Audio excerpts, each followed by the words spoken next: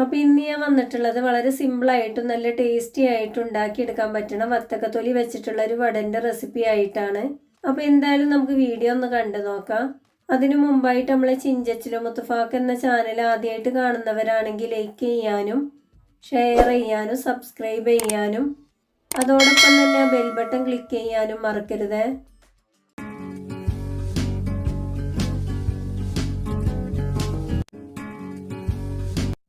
ഇതിനായിട്ട് ഞാനിവിടെ കുറച്ച് വത്തക്കൻ്റെ തൊലി എടുത്തിട്ടുണ്ട്. ഇതിൻ്റെ പുറന്തോടൊക്കെ ഒന്ന് കളഞ്ഞെടുക്കണം കേട്ടോ. എന്നിട്ട് ഇതുപോലെ ഒന്ന് ഗ്രേറ്റ് ചെയ്തെടുക്കണം. ഇനി ഇതിലേക്ക് ഒരു 3 പച്ചമുളക് ചെറുതാക്കി കട്ട് ചെയ്തതും ഓരോ ടേബിൾ സ്പൂൺ വീതം ഇഞ്ചി വെളുത്തുള്ളി പേസ്റ്റും ചേർത്ത് കൊടുക്കുക.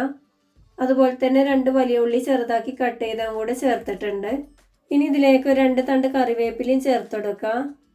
അതുപോലെ തന്നെ 2 തണ്ട് മല്ലിയില കട്ട് ചെയ്തതും കൂടെ ചേർത്ത് കൊടുക്കുന്നുണ്ട്. ഇനി ഇതിലേക്ക് വേണ്ട മസാലപ്പൊടികൾ ചേർത്ത് കൊടുക്കുക.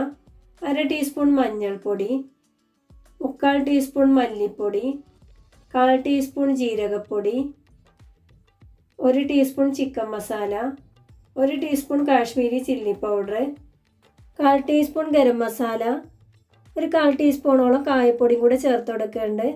പിന്നെ ഇതിലേക്ക് മൈദപ്പൊടിയാണ് കേട്ടോ ചേർത്ത് കൊടുക്കുന്നത്. അപ്പോൾ ഞാനിവിടെ ഒരു 4 ടേബിൾ സ്പൂണോളം ചേർത്തിട്ടുണ്ട്.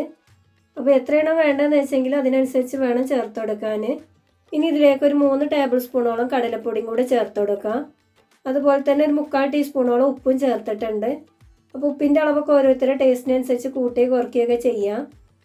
ഇനി ഇതിലേക്ക് ഒരു 1/4 ടീസ്പൂണോളം ബേക്കിംഗ് സോഡയും ചേർത്ത് കൊടുക്കുന്നുണ്ട്. അപ്പോൾ അത് നിർബന്ധമില്ല കേട്ടോ, വേണമെന്നുണ്ടെങ്കിൽ മാത്രം ചേർത്ത് കൊടുത്താൽ മതി. ഇനി ഇതിലേക്ക് ഒരു നാരങ്ങൻ്റെ പകുതി പിഴിഞ്ഞാണ്ട് ചേർത്ത് കൊടുക്കുക. എന്നിട്ട് ഇതുപോലെ നന്നായിട്ട് തന്നെ ഒന്ന് മിക്സ് ചെയ്തെടുക്കുക.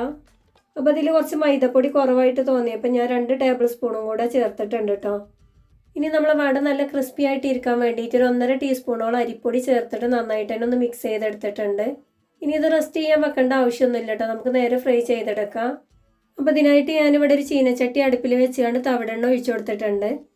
എണ്ണ നന്നായിട്ട് ചൂടായി വരുന്ന സമയത്ത് കുറേശ്ശെ മാവ് എടുത്തുകൊണ്ട് ഇതുപോലെ കയ്യിൽ വെച്ചുകൊണ്ടൊന്ന് പെരത്തിയാണ്ട് ഇട്ട് കൊടുക്കുക. അപ്പോൾ ഇതുപോലെ നമ്മൾ ചെയ്തെടുക്കുന്ന സമയത്ത് കൈയൊന്ന് നനച്ചിട്ട് വേണം കേട്ടോ ചെയ്തെടുക്കാൻ, ഇല്ലാന്നുണ്ടെങ്കിൽ കയ്യിലൊക്കെ ഒട്ടിപ്പിടിക്കാൻ ചാൻസ് ഉണ്ട്. എന്നിട്ട് മീഡിയം ടു ലോ ഫ്ലെയിമിൽ ഇട്ടുകൊണ്ടൊന്ന് ഫ്രൈ ചെയ്തെടുത്താൽ മതി. അപ്പോൾ നമ്മൾ വടേൻ്റെ ഒരു സൈഡൊന്ന് നന്നായിട്ട് തന്നെ ഒന്ന് ഫ്രൈ ആയി കിട്ടിയിട്ടുണ്ട്. ഇനി ഇതുപോലെ ഒന്ന് തിരിച്ചിട്ട് കൊടുക്കാം. അപ്പോൾ ഇതുപോലെയൊക്കെ നമ്മൾ വട ഉണ്ടാക്കിയെടുക്കുന്ന സമയത്ത് കഴിക്കാൻ നല്ല അടിപൊളി ടേസ്റ്റ് തന്നെയാണ് കേട്ടോ. അപ്പോൾ നമ്മൾ വടൻ്റെ 2 സൈഡും നന്നായിട്ട് തന്നെ ഒന്ന് ഫ്രൈ ആയി കിട്ടിയിട്ടുണ്ട്. ഇനി നമുക്കിത് എണ്ണയിൽ നിന്ന് എടുത്ത് മാറ്റാം.